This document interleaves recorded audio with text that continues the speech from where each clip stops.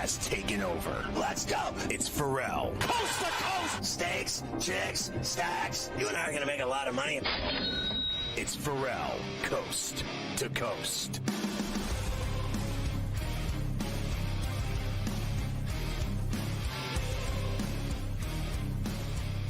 It's Ferrall on the bench, coast to coast in the biggest way possible, hanging out the bad seat of Berkeley, the bad apple with a bad attitude. We are live in New York City, the Big Apple. Ooh. People dressed in plastic bags, directing traffic, some kind of fashion show, along with the Tutty and Tater King himself, the founder of the Outseat Podcast, rights holder of the Sheet of Integrity, and to put it with the golf guru, Carver. Hi this afternoon, lady. Mafia's running it with Luke. I am your father. The rundown on a thirsty Thursday, a double shot with Morency from Vancouver in the first hour, second hour, double shot with Coach Young. And then in the coup de grace, the final hour of love, Harash Markazi, our friend from Los Angeles, breaking down the sale of the Los Angeles Lakers for $10 billion.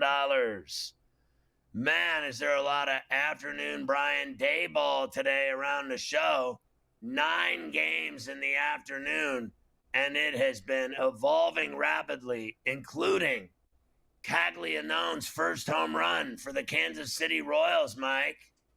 Yeah, happy Thursday. Yes, sir. Here on Coast to Coast, indeed. And we do start lots of afternoon action all over the place for us. As you mentioned, let's start with the day ball. You brought up Caglianone, so I'll do that first.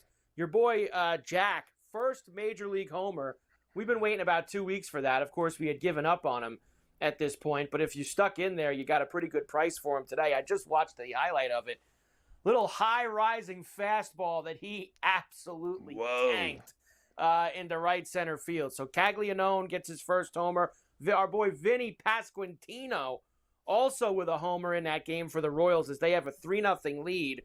Middle of the second in Arlington. Elsewhere, top of the 7th at the stadium in the Bronx, the Yankees have a 4-3 lead over the Angels. This one, Scotty's been kind of home run derby, right? 3 homers from each team. I love this. We finally got it. Some hot, humid summer weather in these Northeast ballparks so we can maybe see the ball fly out a little bit. Trout, Adele, and Ward for the Angels. Grisham and Goldschmidt for the Yankees. They have a 4-3 lead. Top of the 7th inning out in the Bronx. They're in the bottom of the 7th in Cincinnati. 9-5 Twins. I saw Buxton homered in the first 2 innings for the Twins in that game. Rockies and Nationals are tied at 2s in the bottom of the 8th. Where are the Nats at now, Sky? 11 in a row? Yes. 11 in a row. Straight losses. I think Davey Martinez is going to get fired. It's very possible. You get swept at home by both the Marlins and the Rockies in back-to-back series. You got a problem. Plus, and then you're going he threw his players under the bus, and they turned on him. And that's always the beginning of the end. And the Wood Doctor homered for the Nationals this afternoon. He's trying to carry them on his back. While you were gone, one night you hit 3 of them. That was Tuesday night because I was out yesterday. Tuesday night, what a night. PCA homered, and he homered again this afternoon, by the way, for his 20th for the Cubs. I'm about to get to him. What do we have? PCA that night. A couple late night homers. Christian Walker and Burleson from the Cardinals. We had a hat trick on Tuesday night with the Tater Time. So we'll look to keep that going tonight. Yesterday on the show that you hit all those home runs. We went through the litany of ringing the bell winners, and also that you failed to give us any home runs yesterday. We gave you both sides of it, the front end and the back end. Going out the door, we let the door hit you in the ass for failing to contribute to the show. I'm going to try to make up for it tonight. That's really all that I can do. Even extra taters. I'll try to put a couple on top of what I've got. We'll try to put a few more on out the there top of it. We like Cool Whip, or I like that Ready Whip out of the can. You can spray it on there with a cherry. Everybody loves that stuff. It's really good. They're playing a couple double headers today. The first one's in Detroit. The Tigers lead the Pirates 7-0 in the top of the fifth inning. Now, I'll just do this right now because I'm sure we're going to do it at some point. I'm sorry. If I'm Major League Baseball, I would have forced the Tigers and the Pirates to make Skeens and Skubal be one of the matchups today. I don't know why we had to separate them. I get whatever. Skeens and Skubal should have been mano a mano in one of these two Pirate-Tiger games today. It's a disgrace. I agree, but you know what they decided to do instead for the Pirate fans was to split them apart, and then the Pirates will get shut out in both games. Because whenever Skeens pitches, they never score. So today they're going to get beat like 15-16 in 2 games. They have no runs now, and you know they're not scoring when Skeens pitches because they haven't scored a run for him all season as he's going for the Cy Young with his low ERA. Chicks dig Skeens, and his LSU Tigers are in the championship against the, Chanticleers. The Chanticleers of coastal Carolina. Also a doubleheader in Chicago. Cardinals and the White Sox, top of the fourth, 1-0 Cardinals as they play that first game. Brewers are up 5-2 on the Cubs. I mentioned PCA hit his 20th. No, wait. The problem is is Mizorowski today. Remember his last outing? He went 6 and no hits and left the game when he rolled his ankle or strained his calf. So I went with him today again at plus $1.05 at Wrigley.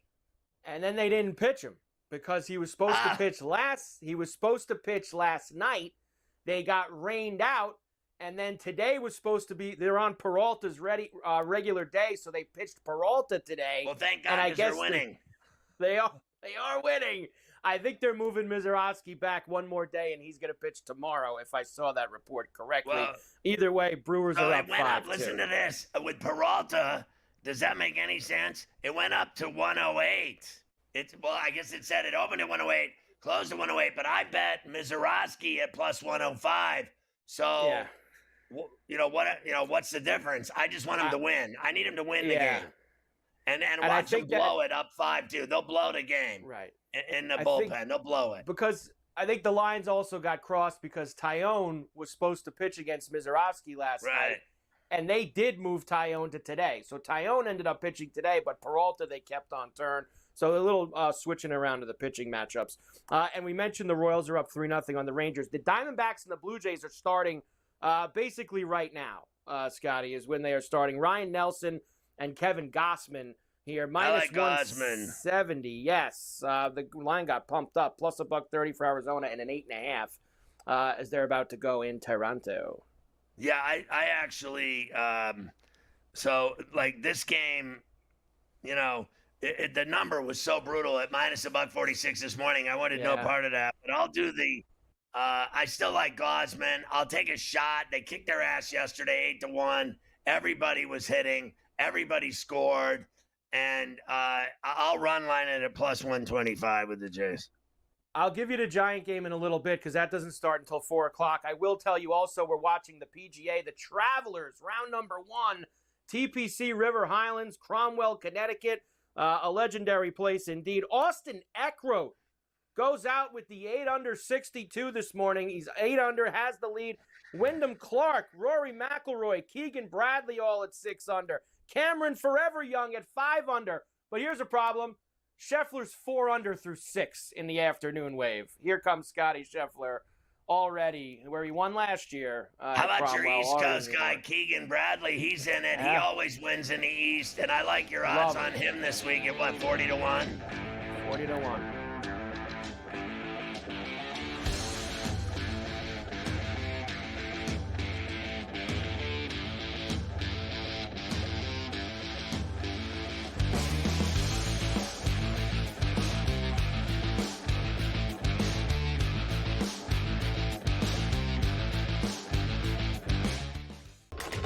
Enter into the magical world of McLuck.com, where even the smallest of spins can win real cash prizes. Adventure into over 1,000 of the best Vegas-style slot games. So what are you waiting for? Unlock your free welcome offer today. Join the fun where winners play and players win. dialing it back to his old days with St. Louis and Arizona. Buy or sell, Goldie will finish top 7 in fantasy first baseman. No, I'm going to say no. I think he'll fall off. Older player here, he'll be top 10, but not top 7 here. Top 10, I would say, yeah, I'd buy it. Top 7, I'm going to say no here. I think he'll put up decent numbers here. Not as good as he was. I don't think he's going to bat 340, 350 all year long. Fantasy Sports Today, only on SportsGrid. I'm with you in that you're going to have to take calculated risks. And that's what Leon Rose has been about since he's been here. And he's been measured. He hasn't been gung-ho in terms of mortgaging this franchise's future for immediate gains. They have had a prudent approach, and you're going to have to roll the dice in certain respects to get to that top level. And you're right, Donnie, when you look at next season, all things considered, you hope that they're healthy, and if they roll over, say, 85 to 90% of this roster, this is a top 3 team in the East. With Boston coming down, Milwaukee is going to come down, and so you have to figure it's going to be Indiana, the Knicks, the Cleveland Cavaliers in some sort of order in the preseason rankings. And so where they go from here, Jason Kidd is obviously the hot name right now. Both sides are interested from what we've heard in terms of Kidd and the New York Knicks. Is he that championship caliber coach to take the Knicks there? The Early Line, only on SportsGrid.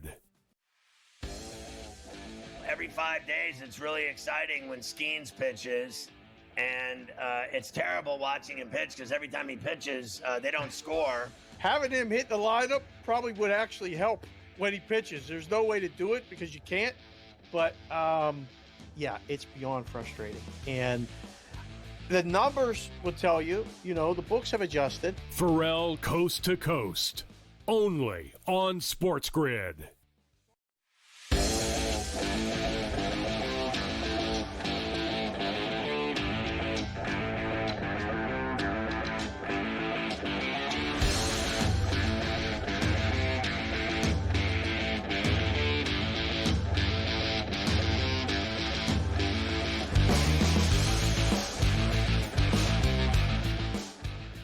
You can catch my boy Morency in Sports Rage weeknights at 10 East on all of our TV and radio outlets. We get him every day for a double shot here from Vancouver on C2C.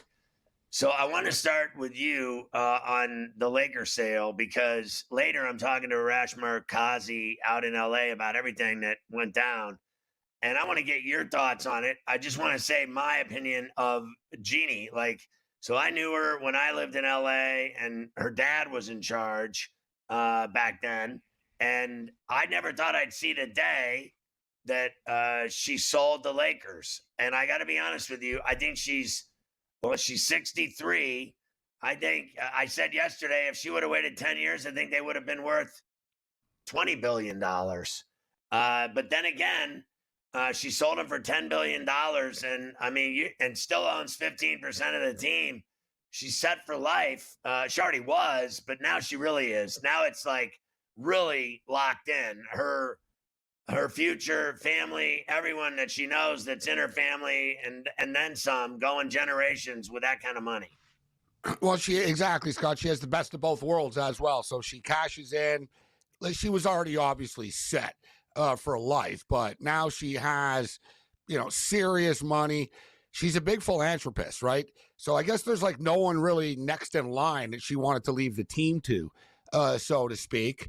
She does do a lot, behind the scenes in the community. She donates. She's really into women's rights and women's empowerment and all that stuff.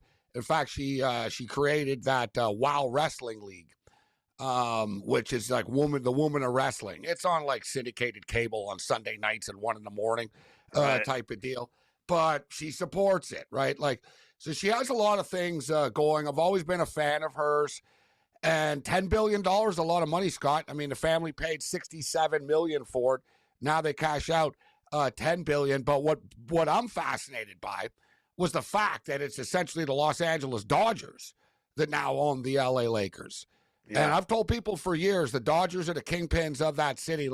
The Lakers don't have enough money to buy the Dodgers. The Dodgers have enough money to buy the Lakers, right? And we just saw this play out right now. But, Mark Walter on a sports just sort of, monopoly right now, Scott. Chelsea, Dodgers, LA Lakers. Cadillac. Cadillac, Formula One, the new team. Formula One team coming in, the new Cadillac F1 team, WNBA teams, PWHL teams.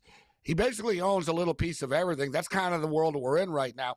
And if you're the Lakers as well, if you're a Laker fan, I should say, and I see Laker fans are very happy about this, Scott, because they see the aggression, right? Like some owners want to build their sports portfolio. Look at a guy in Boston, John Henry. He wants to build his sports portfolio. He doesn't really care about winning, right? Like, it's not about winning. It's about me owning and making money off these teams, right? Like the Glazers and stuff. Like these owners that they want to own EPL teams and NFL teams and baseball teams, they don't really care if they win. They've already won by owning all the teams. This dude wants to win. Like, and as you see with the Los Angeles Dodgers, how aggressive they are. Now, there's a salary cap with the Lakers. One thing I will say, I think if you're Rob Pelinka, you have to be a little bit concerned moving forward. Like post-LeBron era, because he's a big, bus. Like how much impact is Bus going to have on the team? She is on the board of governors, but fascinating to me, Scott, that the LA Dodgers are the ones that end up purchasing the team. She is the board of governors. She's going to continue in that role, but I don't believe that'll last. I've seen I've been around too many buyouts and takeovers in my career. Yeah, she's not the majority stakeholder anymore, right? Point blank. The Dodgers are calling the shots now. What guy, or even woman for that matter, let's say hypothetically, let's use the Ursay daughters as an example. I guarantee you they're going to be having arguments about who's going to those owner meetings. And I'll tell you another thing. If I own the Lakers, at some point, I'll give her 5 years max before that guy says, I'm going to those meetings. I'm going to that. That's my thing now. Let me tell you what else. He's already won, 11 division titles and a World Series? This guy's already winning. And 2 World Series. 2 of them. I can't believe when I saw how many things the guy owns. It literally in sport. Like I was like, and Scott, F1 teams aren't cheap either, bro, huh? Like that's serious money as well. Like what's that? you've to create an F1 team, to buy into F1 and then to actually fund it, Scott. Like this isn't like owning a horse at the Meadowlands. You know what I mean? You're talking Cadillac. Can you imagine Cadillac taking on Ferrari and all of these McLarens and all of these Mercedes and everything else? I never thought I'd see the day that Cadillac, to be honest with you, was in F1. And then I said yesterday on the show after you were on, I said it for your sake, they re-upped that Canadian Grand Prix in Montreal for 10 more years. Yeah, and that's the longest that that's the longest contract that F1 does, actually, Scott. Like even Vegas, the Vegas race, which they actually own. The Vegas race is the only race that F1 owns. Like they put it on, they pay for it. Everyone else, they sell the production rights to, like a band, right? You want us to come to your town, all right, you got to pay us X amount of money and you do the rest. Right. So they do 10-year deals, and Montreal got another 10-year deal. Listen, Montreal's been doing this, Scott, since 1978, right? So there's a long tradition of Formula One in Montreal. It's one of the more popular stops. It's like, the North American European stop for them, right? Yeah. It's a very Euro sport. I was there when it happened. I was there. Oh, it's an awesome party, when guys. It happened. I remember going to the bars and it was packed with F1 fans and F1 stuff on the TVs up there. Oh, dude, on the streets, they got F1 cars. Yeah. Yeah, and you can do the pit changes, and they got contests, and the pit girls are everywhere. I saw it. The Montreal Formula One week it's a must party. Like if you're on the East Coast, you got to do it once. Yeah, I couldn't believe it. It blew my mind. That deal yesterday blew my mind. We'll talk later with our boy Arash Markazi about everything and what's left for Anschutz. He's old and he still owns a big piece of it. And everyone thinks that Walter's going to scoop that up as well. We're talking to Gabe Morency. LA Kings. Stop with him coming up. Yeah, he owns the Kings and the Sparks.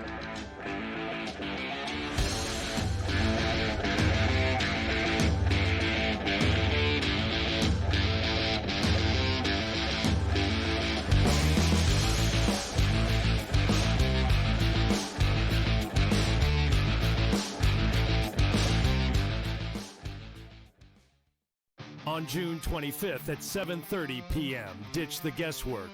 Ben Stevens, Kevin Walsh, James Young, and Tom Vecchio have your NBA draft betting coverage pick by pick, bet by bet, all night long. We got all the insights and expert analysis, because betting blind isn't a strategy. Coverage starts at 7:30 p.m. on June 25th, only on SportsGrid. Plenty of takeaways from Yankees-Dodgers where LA sent the message on Saturday, and the only way the Yankees could salvage it was somehow beating Yamamoto, and they did. You're staring a sweep in the face. And after losing the World Series, knowing what the opponent is, you know what the narrative would have been on Sunday Night Monday. Oh, the Yankees get swept by the Dodgers. Game time decisions. Only on SportsGrid. Does a guy like Giannis fit onto that roster if you can make some of those changes? I just don't see a KD pursuit as being realistic for the Knicks. But hey, if they can pull a rabbit out of a hat, as Leon Rose oftentimes can, I'd go after Giannis in a heartbeat. It's just, what type of package could they entice for the Milwaukee Bucks? And is it a 3 or 4 team trade? It gets a little bit tricky in that regard. You see the Knicks there with a plus 340 price. The early line. Only on SportsGrid. The Minnesota Vikings, J.J. McCarthy, who had such a good training camp last year, and it looked like he was pretty good, I believe, in the preseason, if I'm not mistaken, ended up going down for the full year. The Vikings are still obviously committed to him. They knew that McCarthy was going to be available at some point in June.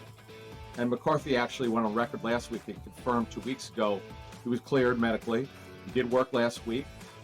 And he's going to be their starter. Newswire. Only on SportsGrid.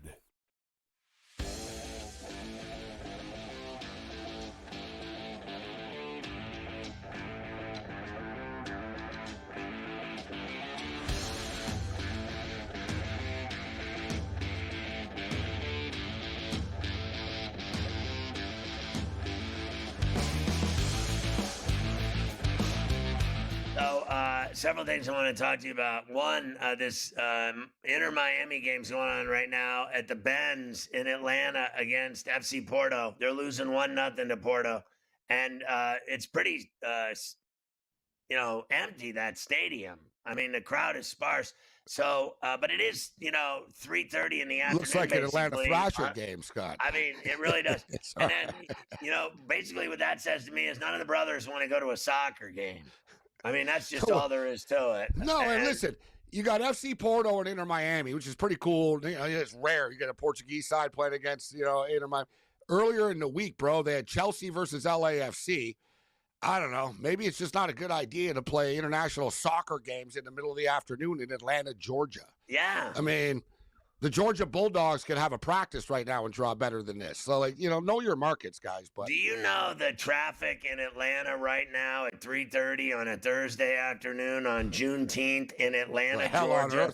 Are you kidding me? There is 7 million people sitting in a car right now, and they are not listening to a soccer game. I can tell you that much. They got a gun in their hand. You're right. I mean, to tell you, it's the worst. That's one of the top 10 worst traffic cities in America. So let's go to the CFL tonight. We've got action on CBS Sports Network at 9 East. Tell us about your plays there. Yeah, you know what? You got the Montreal Alouettes, guys. Really, really good football team this year. Dominant defense. They've been rolling. They're 2-0 straight up. They're 2-0 against the spread this year. They have this quarterback, Davis Alexander. He's 6-0 as a starter going back to last year. And they're just really they're the best team in the league. They're laying 6.5. It's up to 7 right now against Edmonton. Edmonton are not very good. They've got some young talent, but they're not a very good football team. They got lit up in week 1 against the BC Lions. They had week 2 off, a bye week. Montreal should roll them tonight, guys. I'm usually not a fan of laying 6.5 points on the road as a favorite, but look for the Montreal Alouettes to destroy the Edmonton Elks tonight. I think the game goes over the 48.5 as well. What did you think of the combo meal of Adrian Peterson getting in a fist fight in a poker room and SportsGrid being on all the televisions in the said room? Very fitting, I think appropriate, very strong. And don't you get the feeling that AP is going to be like OJ at one point? Like this has been. I don't know about butchering people, but I don't know. He's pretty much like he's climbing the ladder. Like it started with the kids, and dude, like I've never put it this way. Anytime I see the headline, former NFL star involved in, I think, oh yeah, what did Adrian Peterson do? Like, you know what I mean? So I'm not surprised, but shout out to the poker room in the casino in Houston, Texas for knowing what sports station I have it on. The Grid. SportsGrid, baby. Grid. So what about Sanders and Edie both getting popped doing a $1 in their cars? At least they weren't drunk. Yeah. You gotta love that. Zach Edie said. It's funny because I've seen a lot of people really attack Shedeur Sanders for this, but not so much. Can you imagine pulling over Edie and you walk up to the car and the guy's 7'6", and you tell him to get out of the car. Get out of the car, sir. He gets out. You're like, I'd be like, imagine a cop. You know what? I'm just gonna give you a warning this time, sir. You know. I mean, honestly, can you imagine the cop up to his package standing in the side of the freeway and Zach Edey with his bad ankle and a boot? And he's, sorry, officer, I got this ankle problem. And it just, my foot just got stuck on the gas pedal. And then the guy fell for it. What'd you think of the chick getting off on the, rolling over her boyfriend's head and killing him in the snow in Boston? The chick Karen Reed who got acquitted. What'd you think of that? And the throng of fans that were cheering her on when she got acquitted. You know what, Scott? I could have been on that jury because I know nothing about it. And you know what? You know me. Normally I'm on top. I know, like, news, pop culture, etc. I pretty much, would pride myself on doing very well on like a game show or something. But you knew about Keith Richards' belly hanging over the balcony I know about him. Beer. I mean, you knew about Mick Jagger at the cricket club. You don't know about Karen Reed? Nah. There's too many of these women and this and that and stuff. I mean, it's too much. Do you think that more girlfriends are going to start driving both axles over their boyfriends' heads? One thing I do notice in the news constantly is hot teachers having sex with students, and they're getting charged for it. Do a lot of reporting of that on this show at the end of the show every day. Yeah, it's like, I tell you, my teachers never look like these women. I tell you that. Hot for teacher, baby, Van Halen.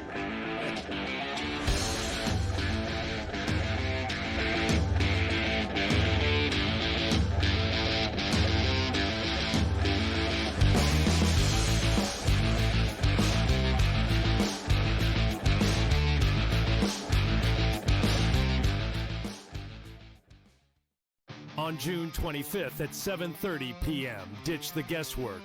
Ben Stevens, Kevin Walsh, James Young, and Tom Vecchio have your NBA draft betting coverage pick by pick, bet by bet, all night long. We got all the insights and expert analysis because betting blind isn't a strategy. Coverage starts at 7:30 p.m. on June 25th, only on SportsGrid. Plenty of takeaways from Yankees-Dodgers where LA sent a message on Saturday, and the only way the Yankees could salvage it was somehow beating Yamamoto, and they did. You're staring a sweep in the face, and after losing the World Series, knowing what the opponent is, you know what the narrative would have been on Sunday Night Monday. Oh, the Yankees get swept by the Dodgers. Game time decisions, only on SportsGrid. Does a guy like Giannis fit onto that roster if you can make some of those changes? I just don't see a KD pursuit as being realistic for the Knicks. But hey, if they can pull a rabbit out of a hat, as Leon Rose oftentimes can, I'd go after Giannis in a heartbeat. It's just, what type of package could they entice for the Milwaukee Bucks? And is it a 3 or 4 team trade? It gets a little bit tricky in that regard. You see the Knicks there with a plus 340 price. The early line, only on SportsGrid. The Minnesota Vikings, J.J. McCarthy, who had such a good training camp last year, and it looked like he was pretty good, I believe, in the preseason, if I'm not mistaken, ended up going down for the full year. The Vikings are still obviously committed to him. They knew that McCarthy was going to be available at some point in June. And McCarthy actually went on record last week and confirmed 2 weeks ago he was cleared medically. He did work last week. And he's going to be their starter. Newswire. only on SportsGrid.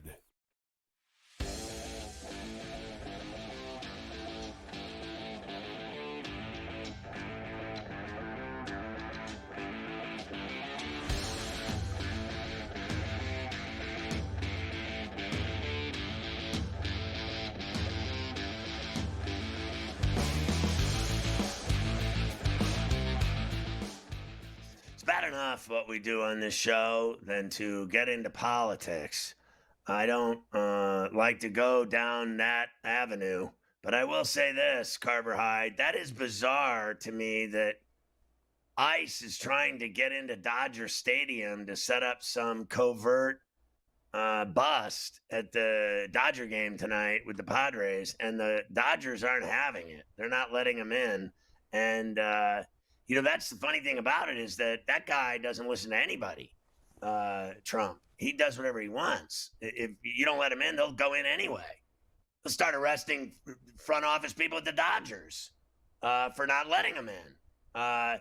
They arrest politicians. Who don't they arrest? It doesn't matter if you're an illegal immigrant or not. They just arrest whoever they want now. It's like martial law. Does that not...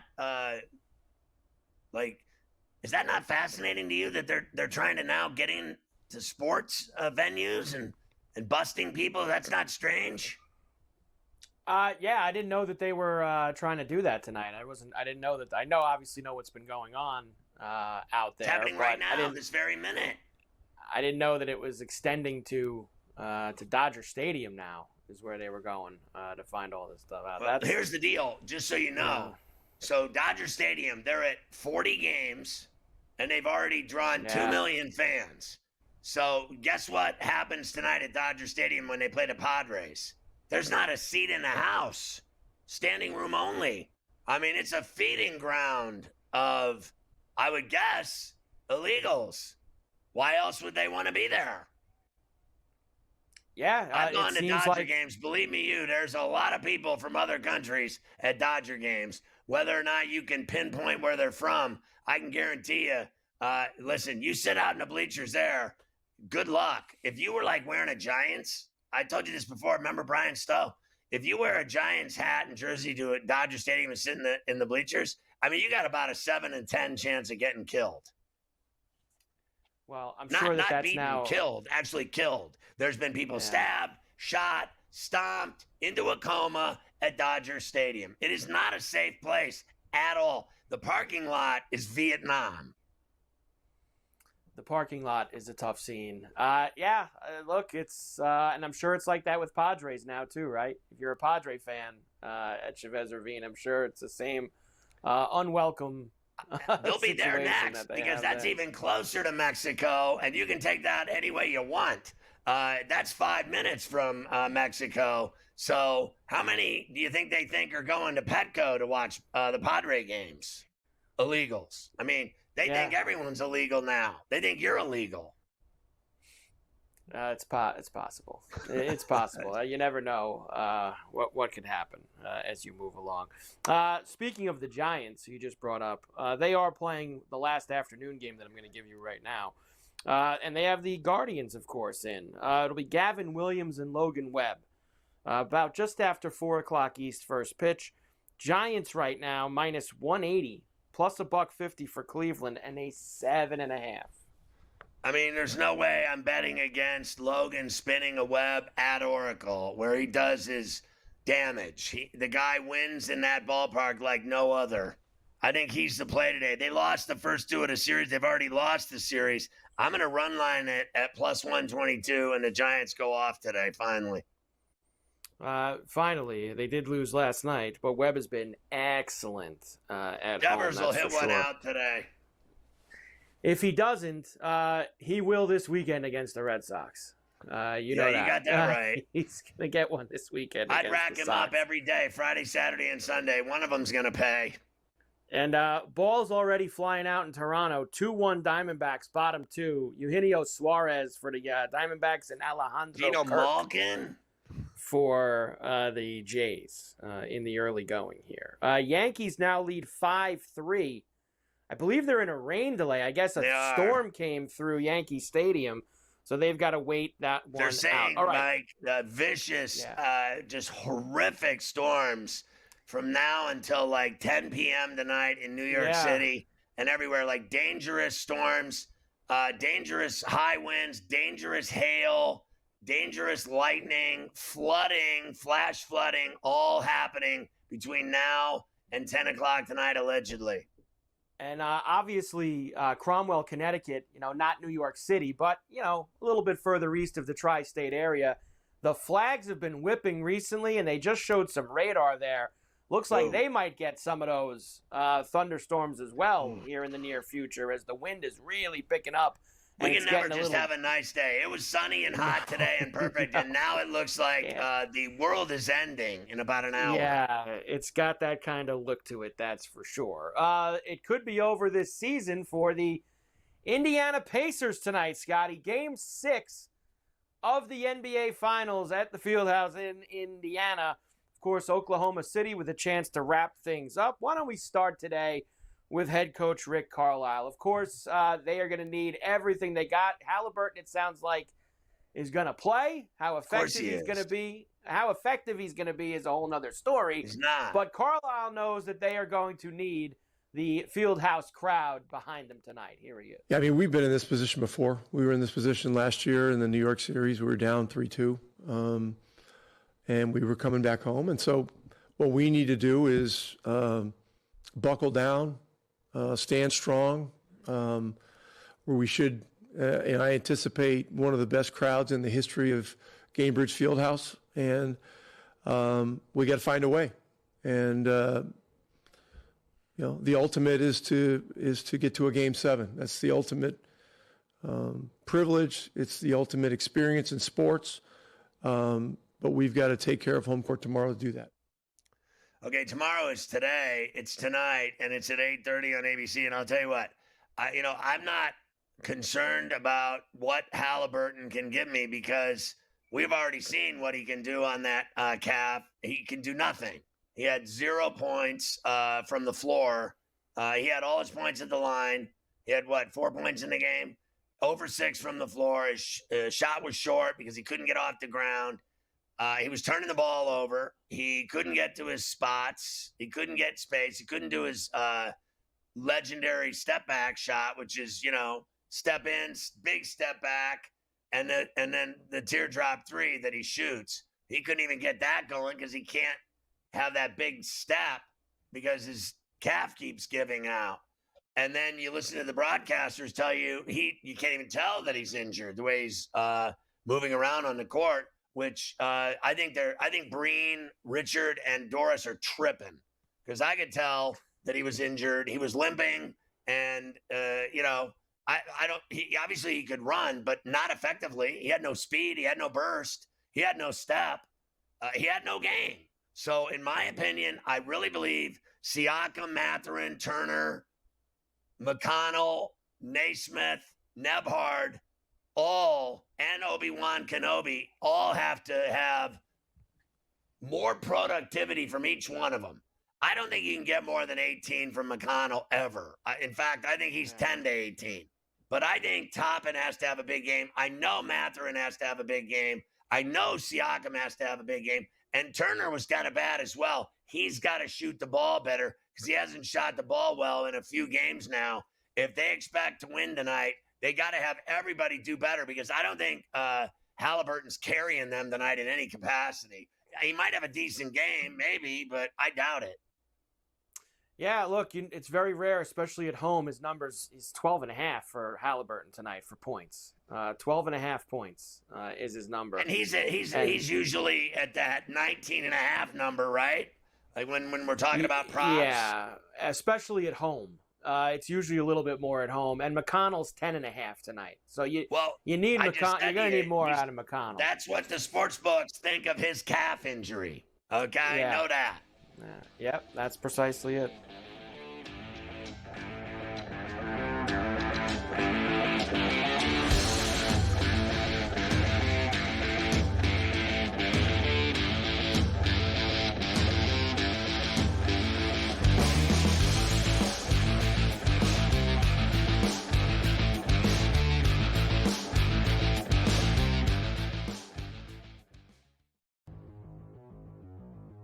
dialing it back to his old days with St. Louis and Arizona.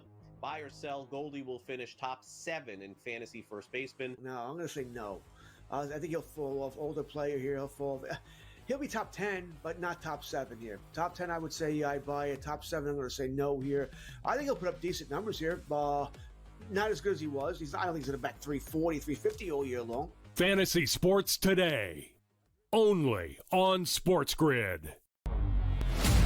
I'm with you in that you're going to have to take calculated risks. And that's what Leon Rose has been about since he's been here. And he's been measured. He hasn't been gung-ho in terms of mortgaging this franchise's future for immediate gains. They have had a prudent approach, and you're going to have to roll the dice in certain respects to get to that top level. And you're right, Donnie, when you look at next season, all things considered, you hope that they're healthy, and if they roll over, say, 85 to 90% of this roster, this is a top 3 team in the East. With Boston coming down, Milwaukee's going to come down, and so you have to figure it's going to be Indiana, the Knicks, the Cleveland Cavaliers in some sort of order in the preseason rankings. And so where they go from here, Jason Kidd is obviously the hot name right now. Both sides are interested from what we've heard in terms of Kidd and the New York Knicks. Is he that championship caliber coach to take the Knicks there? The Early Line, only on SportsGrid. Every 5 days, it's really exciting when Skeens pitches, and it's terrible watching him pitch because every time he pitches, they don't score. Having him hit the lineup probably would actually help when he pitches. There's no way to do it because you can't, but yeah, it's beyond frustrating. And the numbers will tell you, the books have adjusted. Ferrall Coast to Coast, only on SportsGrid.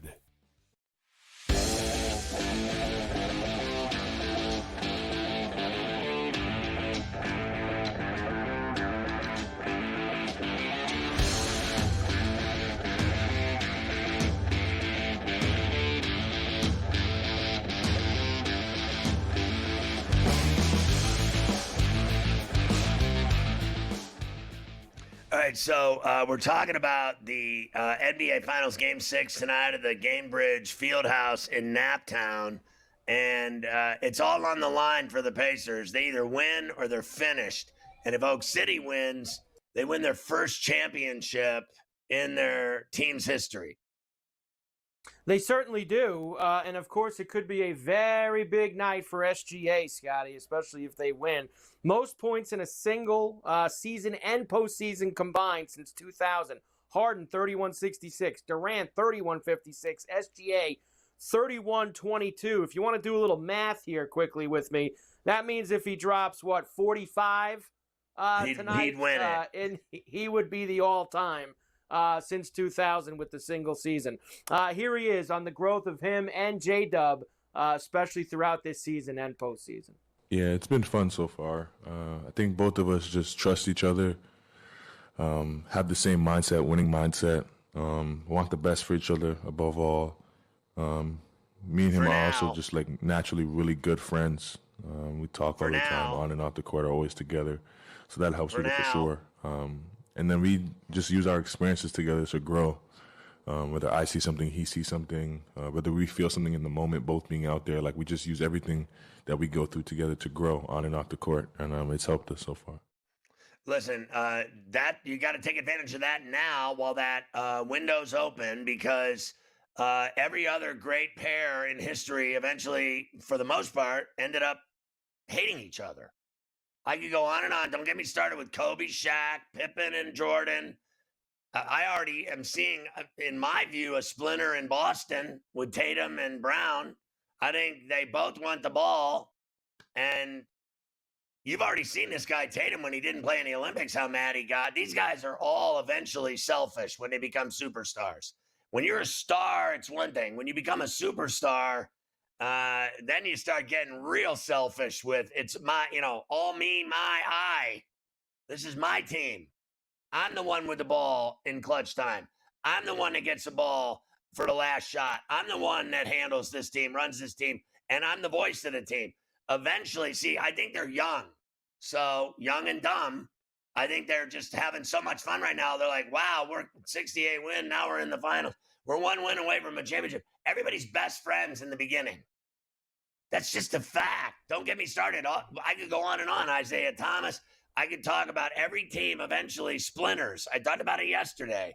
It's no joke. Eventually they get sick of each other. That's all there is to it. Every team. Always. And that includes hockey. It's the same thing. Baseball. It's the same. Look at this guy, Devers. They gave him $350 million, and in 1 year he wanted to kill everybody. He hated everyone's guts, including he got mad at some rookie that said, I'll play first, screw it. Like, if nobody else wants to do it, I'll do it. He got mad at that. Devers gets mad when the sun comes up. Barry Bonds. I mean, I could go on and on and on and on. Remember when it was Reggie Jackson? It's just name any superstar and they'd start losing their minds. I've watched it for 50 plus years. They all eventually lose their minds because of the fame and fortune. That's just all there is to it. Does happen. A tale as old as time in sports, that's for sure.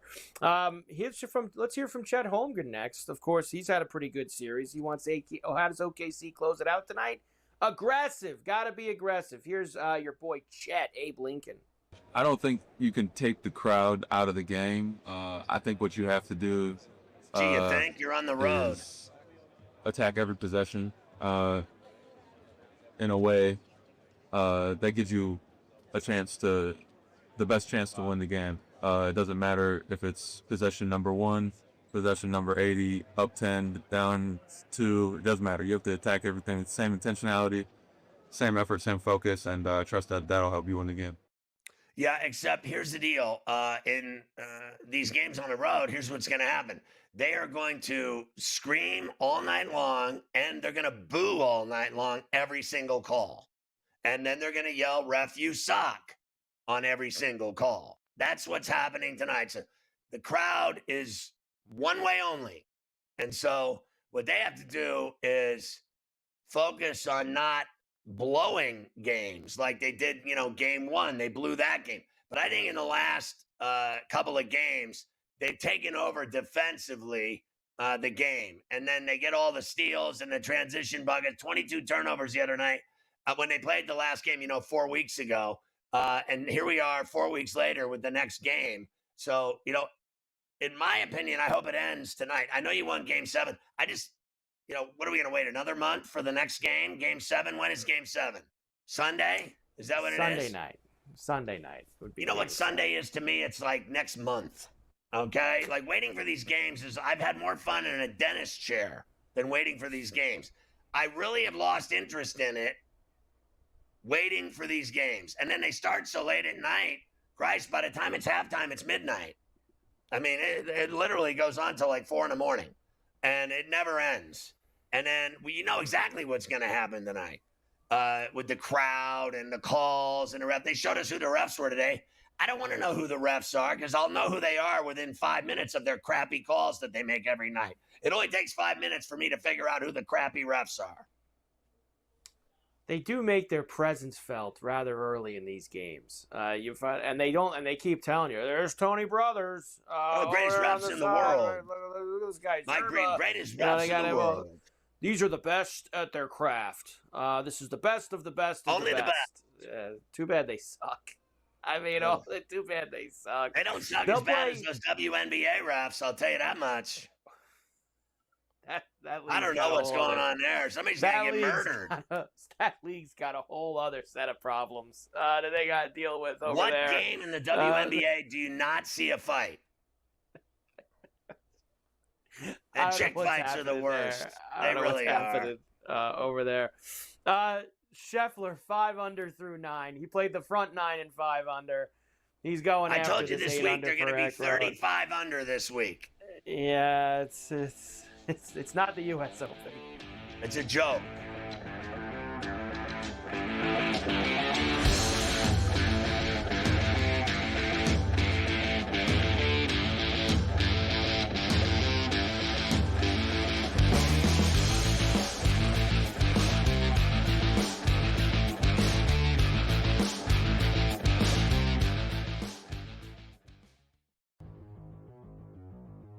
dialing it back to his old days with St. Louis and Arizona.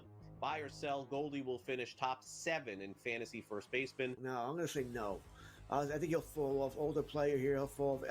He'll be top 10, but not top 7 here. Top 10, I would say I buy it. Top 7, I'm going to say no here. I think he'll put up decent numbers here. Not as good as he was. I don't think he's going to bat 340, 350 all year long. Fantasy Sports Today, only on SportsGrid.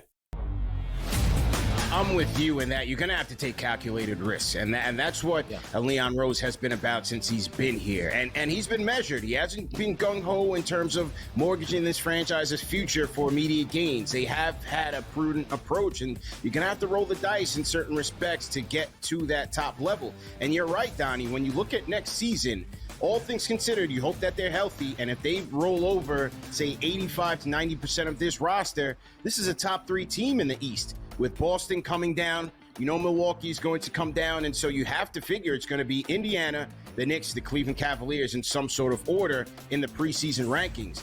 And so where they go from here, Jason Kidd is obviously the hot name right now. Both sides are interested from what we've heard in terms of Kidd and the New York Knicks. Is he that championship caliber coach to take the Knicks there? The Early Line, only on SportsGrid. Every 5 days, it's really exciting when Skeens pitches, and it's terrible watching him pitch because every time he pitches, they don't score. Having him hit the lineup probably would actually help when he pitches. There's no way to do it because you can't, but yeah, it's beyond frustrating. And the numbers will tell you, the books have adjusted. Ferrall Coast to Coast, only on SportsGrid.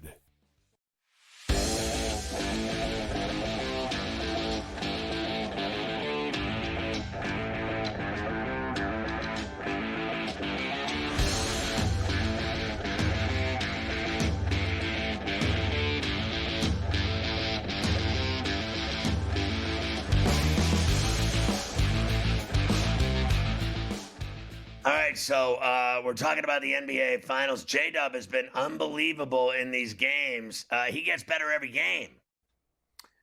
He has gotten better every game in all facets you can think of, including scoring. 17 in Game 1, 19 in Game 2, 26 in Game 3, 27 in Game 4, and then, of course, the 40-piece in Game number 5. Yes, it's nice that they've won 3 games, but got to get that 4th one to get the chip. Here is J-Dub. You try and take the lessons from each series and go from there. So a lot of it for this series was like for Game 1, for example, it's like, all right, we lose Game 1, pretty heartbreaking one. Obviously, a game winner in the finals for them is super cool, and for us it sucks. But just kind of having a maturity of like understanding the highs and lows of a series, and the biggest thing for us is it's 1st to 4, not 1st to 3. So the same way that we felt Game 1, they probably felt last game, and they're going to come in focused for this one. So you try and take the lessons a little bit from Denver and understand what we could have did Game 6. Like, we didn't come out ready to play, quite frankly, in Game 6, and we didn't do a good job of sustaining our energy through that series. So we're going to try and do a little better with that on this one. And, where the chips fall, they fall. But a lot of that is just trying to, like, grow through each experience. Well, I mean, tonight's going to be insane. They either get it done or they don't. I think they'll get it done either way. If they don't get it done tonight, Sunday they'll win the championship because they're the better team and they're the better defense. Anyway you slice it, that full court press of the Pacers is really good, but it's not as good as Oak City's defense, which is suffocating and which creates more turnovers than anyone has ever seen. So they are up in your shack all night. When you bring that ball over that timeline, you got problems. I think the Pacers try to harass you all the way up the court, and on both ends, they're, in your face. But, these are pros. I don't think it's that hard to bring the ball up the court. I don't even think the Knicks had a problem with it. I think the inbounds pass has been a problem for teams because McConnell's stolen so many of those. You have to, be aware of what's going on when you're inbounding that ball, because if you're lazy and you sleep for 1 second, he's going to pick your pocket as sure as I'm sitting here. But, look at the numbers, Mike. What do the numbers tonight say about this game? I know I bet the total this morning. I'll give you that. I'll tell you what I did. Yeah, here's what we have for game number 6 tonight. As of this very moment, Oklahoma City -6 on the road. 222 and a half is the total. Of course, it's gone down quite a bit from when this series first started. Yeah, look, it was 221 and a half this morning, and I, believe it or not, bet the under. 95% of the public has bet the over tonight. All the money's on the over, and I went the other way. I went the under.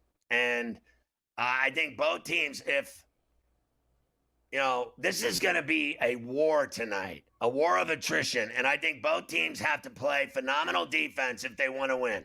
If the Pacers are going to turn the ball over like they did the other night, the series is over. They cannot turn the ball over. And they have to create turnovers with their defense. I think defense tonight is the story. So that's my guess. I don't think J-Dub's having 41 or 42. He's been better in every game. He's not having no 40 burger tonight at the Fieldhouse. That's job number one of the Pacers. We're not letting this guy have 42 points tonight. He had 40 the other night. He's done better in each game. We just went through it, right? The ascension. Okay, so... And they cannot let Shai Gilgeous have 45 points. He had 31 in the game in Oak City. I think his number's still in that window of 28 to 35. That's what he's good for every night. If they can keep him under 28 points, I consider that a major step toward them covering. So I think they have a shot to cover to 6.5, and I bet the under. Last 20 years, road favorites of 3 or more in the NBA Finals have gone 8-2 ATS. Of course, in this series are 2 of those. Oklahoma City 1-1 in games 3 and 4 earlier in this series. I think Oklahoma City wins tonight, Scotty. I do. I think it's over tonight. I think not having a fully healthy Halliburton is going to be the problem. And usually when Oklahoma City wins, what do? They cover. They cover so when they the other win, night they beat them there 111, 104, and they covered by a hook. And I laid the 6.5. Tonight I'm taking the 6.5. Okay. Because I think the world wants a game 7. Win. So in order to do that, I need them to win. I don't even care about the spread, but I think they'll cover.